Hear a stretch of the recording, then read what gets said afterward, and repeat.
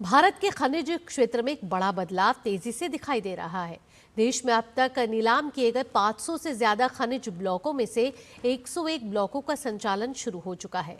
इससे न केवल खनिज उत्पादन बढ़ेगा बल्कि भारत की आत्मनिर्भरता, औद्योगिक विकास और रोजगार सृजन को भी नई गति मिलेगी। देखिए ये खास रिपोर्ट। केंद्र सरकार की नीलामी आधारित पारदर्शी नीति का असर अब जमीन पर दिखने लगा है।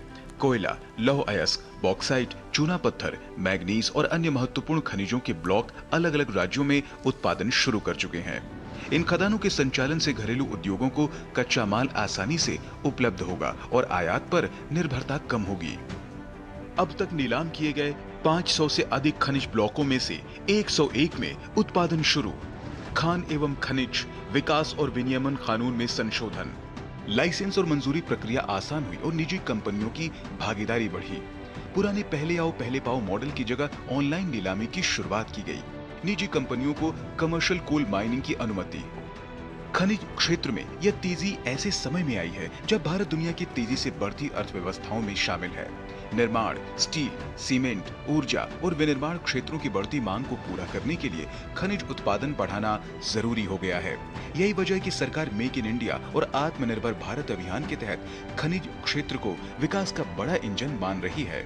सरकार का जोर खासतौर पर उन खनिजों पर है जो देश की ऊर्जा सुरक्षा और नई तकनीकों के लिए जरूरी हैं। इलेक्ट्रिक वाहन, बैटरी निर्माण, रक्षा उत्पादन और हाईटेक उद्योगों के लिए आवश्यक खनिजों की मांग तेजी से बढ़ रही है। ऐसे में घरेलू उत्पादन बढ़ाना रणनीतिक रूप से भी महत्वपूर्ण माना जा रहा है। 101 खनिज ब्लॉकों के चालू होने से राज्यों की आय में भी बड़ा इजाफा होगा। रॉयल्टी, प्रीमियम और अन्य शुल्कों के जरिए राज्य सरकारों को हजारों करोड़ रुपए की आमदनी होने की उम्मीद है। इसके अलावा खनन क्षेत्रों में सड़क, बिजली, पानी और अन्य आधारभूत ढांचे का विकास भी तेज होगा।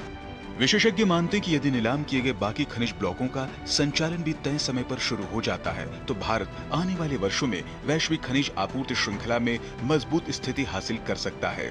इससे देश की औद्योगिक क्षमता बढ़ेगी, निवेश आकर्षित होगा और आर्थिक विकास को नई मजबूती मिलेगी। Ajay Mishra, DD news, Delhi. गाजियाबाद के चर्चित सूर्या चौहान हत्याकांड के मुख्य